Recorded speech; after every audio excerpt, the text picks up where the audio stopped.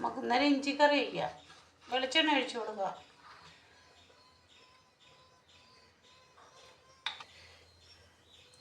ഇഞ്ചി ഇട്ട് കൊടുക്കാം. നമുക്ക് 250 ഇഞ്ചിയായത്.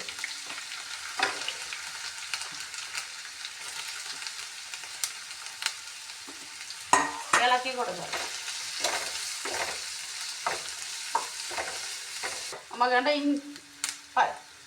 ചെറിയ ഉള്ളി ഇട്ട് കൊടുക്കുക. വെളുത്തുള്ളി ഇട്ട് വിടാം കുറച്ച്. ഈ കായം ഇട്ട് വിടാം. കട്ടക്കായോ ഇടും, പൊടിക്കായോ ഇല്ല. കട്ടക്കായോ കൂടെ നമുക്ക് ഇതിൽ കൂടെ ഇട്ട് മൂപ്പിക്കാം. കുറച്ച് കരിവേപ്പില ഇടാം. ഇനി നമുക്ക് മൂപ്പിക്കാം. മൂക്കുന്നവരെ ഇളകി കൊടുക്കുക. കൈ എടുക്കാതെ ഇളകി കൊടുക്കുക. ഉണ്ട് ഇതേപോലെ മൂക്കണം. വെളിച്ചെണ്ണ തന്നെ ഉണ്ടാകാൻ ശ്രദ്ധിക്കണം. വെളിച്ചെണ്ണ ഉണ്ടെങ്കിൽ ടേസ്റ്റ് കാണുള്ളൂ. ഇഞ്ചി, ചുമന്ന ഉള്ളി, വെളുത്തുള്ളി, കായം, കരിയേപ്പില ഇതെല്ലാം മൂത്ത്. ഇത് നമുക്ക് തണുക്കുമ്പം പൊടിക്കാം. പൊടിച്ചിട്ട് വയ്ക്കാം. മൂത്ത് എല്ലാം ഞാൻ ഒത്തിട്ടാണ് മൂപ്പിച്ചത്. ആദ്യം നമ്മൾ കാണിച്ചില്ല, അതേപോലെ ചെയ്താൽ മതി. നല്ല ടേസ്റ്റ്. എത്ര നാൾ വേണമെങ്കിലും ഇരിക്കും. ഫ്രിഡ്ജിലൊന്നും സൂക്ഷിക്കേണ്ട. ഒരു കുപ്പിയിലിട്ട് വെച്ചാൽ നമുക്ക് കുറേ നാളെടുക്കാം. സ്പൂണൊക്കെ ഉണക്ക സ്പൂണൊക്കെ ഇട്ടാൽ മതി. നമുക്ക് ഒത്തിരി നാളെടുക്കാം നമുക്ക് ഉണ്ടാക്കി വെച്ചിരുന്ന.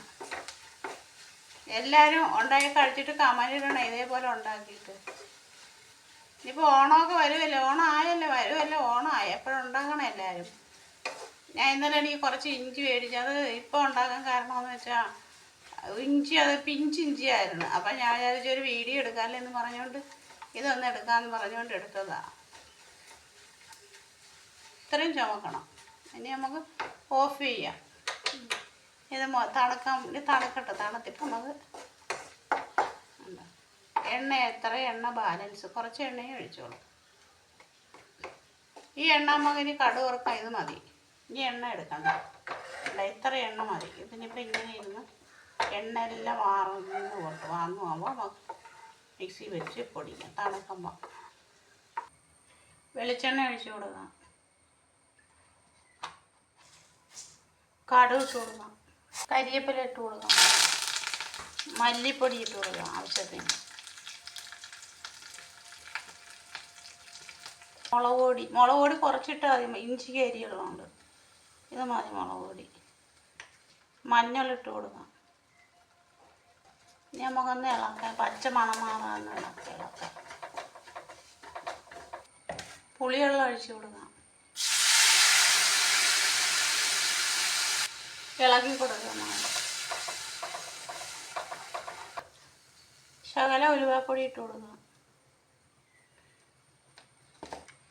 ഇനി നമുക്ക് ഇഞ്ചി പൊടിച്ച ഇഞ്ചി ഇട്ട് കൊടുക്കാം. അത് എണ്ണ പൊടിച്ച ഇഞ്ചി ഇട്ട് കൊടുക്കാം.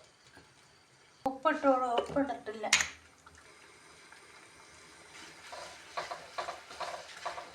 നമുക്കിത് എരിയൊക്കെ ബാലൻസ് ചെയ്യാൻ വേണ്ടി ശകലം ശർക്കര ഇട്ട് കൊടുക്കാം.